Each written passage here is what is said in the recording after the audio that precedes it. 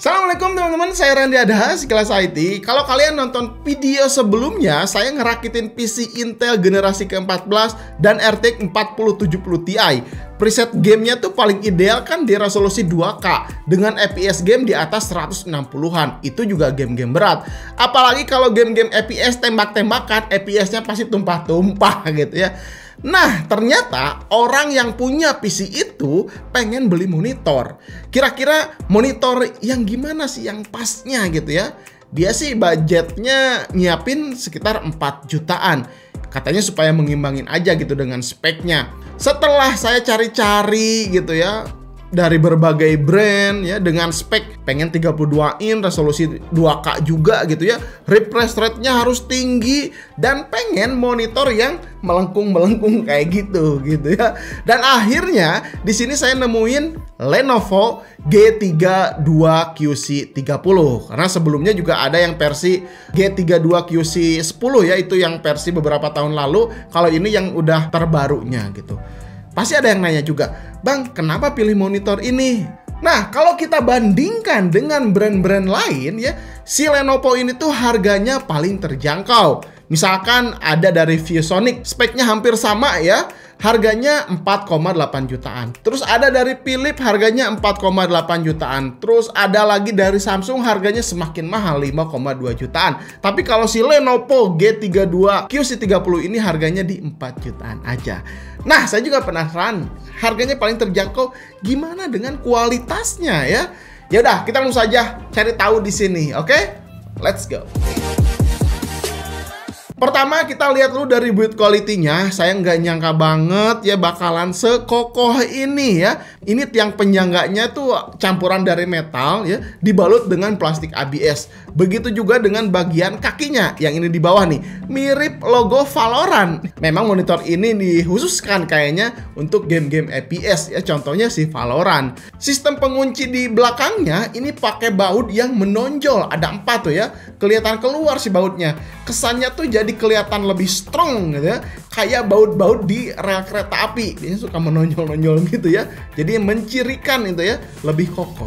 Kalau misalkan dari layarnya ini dia menggunakan VANELVIA 32 inch, resolusinya 1440p dengan aspek rasio 16:9. Curvaturnya 1500R, jadi kelihatan lebih lengkung ya. Dan tentunya refresh rate-nya udah tinggi, 165 Hz. Tenang dulu, ini bisa di overclock ya, bukan hanya CPU aja, tapi monitor ini bisa di overclock jadi 170 Hz. Cuman ini bertahan 30 menit aja, pakai settingan overclocknya ada di OSD ya. Cuman menurut saya sih jadi terlalu gimmick lah ya, malah jadi ribet, harus pencet-pencet tombol supaya FPS-nya 170 Hz tertinggi. Jadi menurut saya sih ya udahlah 165 Hz aja udah cukup, nggak usah di overclock gitu. Lalu untuk stand-nya ini bisa naik turun, bisa tilt ke bawah maupun ke atas.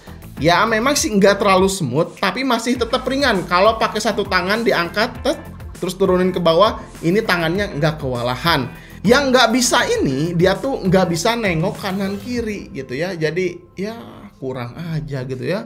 Terus di bawahnya kita lihat di sini ada speaker 3 watt kali 2 yang kualitasnya, nah coba kalian dengerin aja sekarang ya.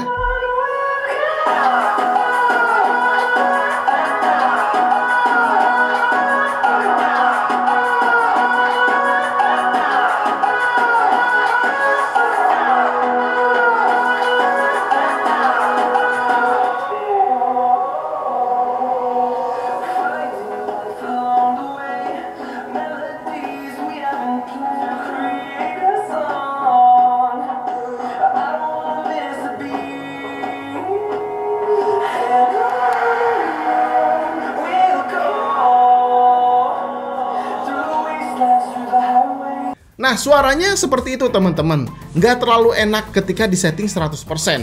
Kedengarannya tuh pecah, kesannya tuh si Lenovo memaksakan speaker kecilnya ya. Menurut saya sih paling pas ini disetting 60%, atau kalau pengen tinggi atau kenceng banget 70%. Udah paling pas lah ya buat dengerin musik yang lebih enak gitu ya di dalam kamar. Lalu untuk portnya di sini ada 2 kali HDMI 2.0, 1 kali DisplayPort 1.4 dan 1 kali port audio.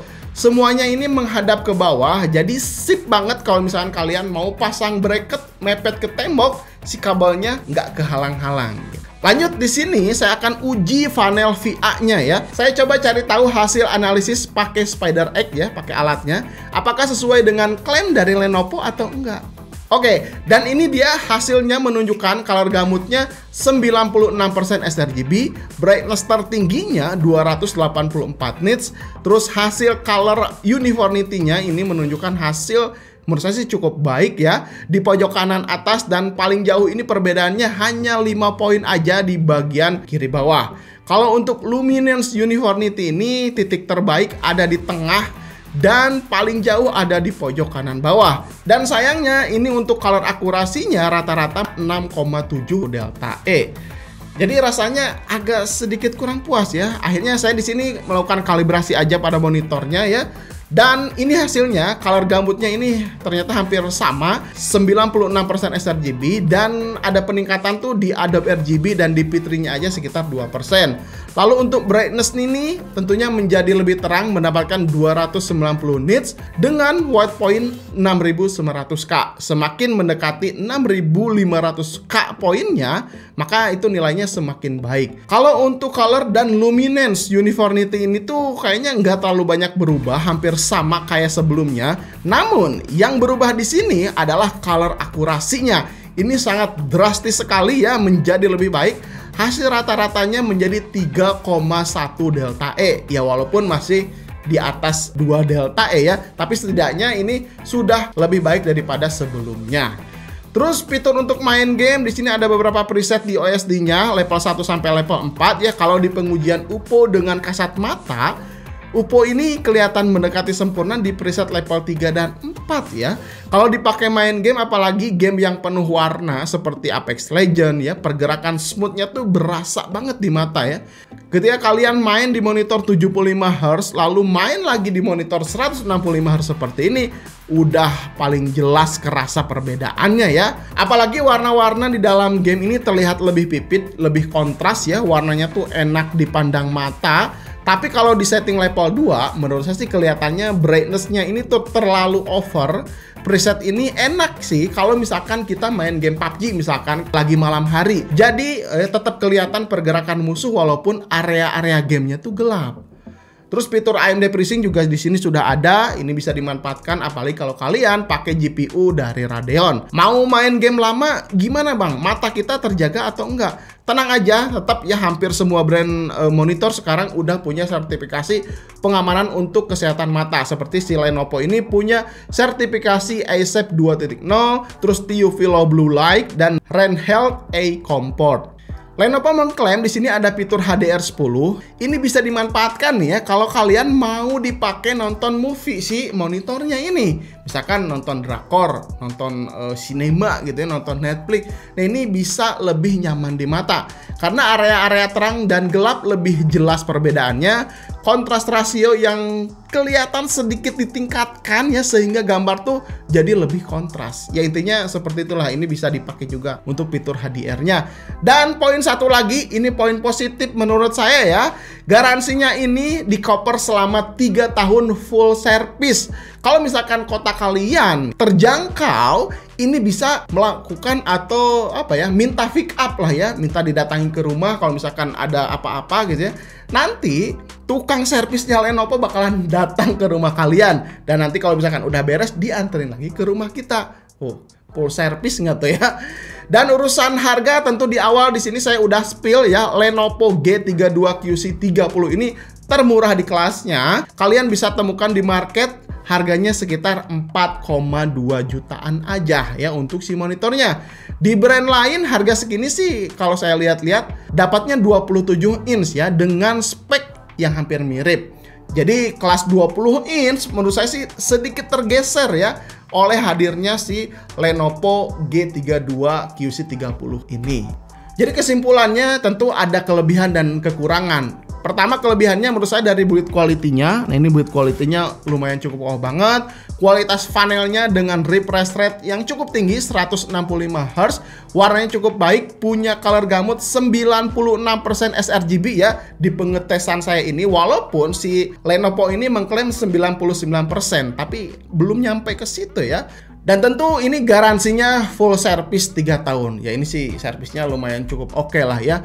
Kekurangannya tentunya ada ya. Si layar monitor ini yang pertama nggak bisa nengok kanan kiri jadi kaku gitu ya. Tapi memang cukup oke juga karena kalau layar curvatur atau melengkung seperti ini udah paling pas nontonnya di tengah gitu, jangan di pinggir. Kalau misalkan di pinggir kelihatan agak kekuning-kuningan sih menurut saya ya. Kalau dari bawah juga gelapnya agak kurang deep gitu ya.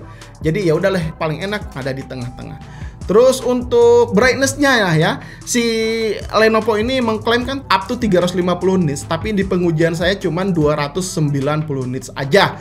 Jadi ya kurang terang aja. Tapi ini juga nggak terlalu begitu masalah ya kalau misalkan hanya dipakainya di dalam ruangan aja. Kalau di luar ruangan tentunya 60 nits hilangnya itu bakalan kerasa banget. Kalau misalkan dipakai di kamar mah ya udahlah, nggak apa-apa gitu ya.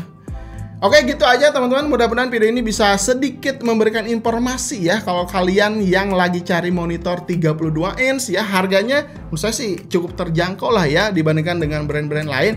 Dan kualitasnya ya panel VA gitu ya. Udah punya 96 sRGB, udah mantep banget. Terus layarnya cekung gitu ya. Ini kelihatan lebih mewah kalau misalkan mejeng di atas meja PC gaming gitu ya. Terus bodinya, nah ini gaming banget lah ya. Apalagi ini mirip si logo Valorant. Dilihat dari belakang juga tampak kokoh banget. Jadi kesannya nggak kelihatan monitor 4 jutaan ya. Kalau di brand-brand lain tuh di harganya di atas 5 atau 6 jutaan. Oke teman-teman, gitu aja. Sampai ketemu di video berikutnya. Saya Randy Adhas, Sekilas IT. Assalamualaikum warahmatullahi wabarakatuh. Salam teknologi.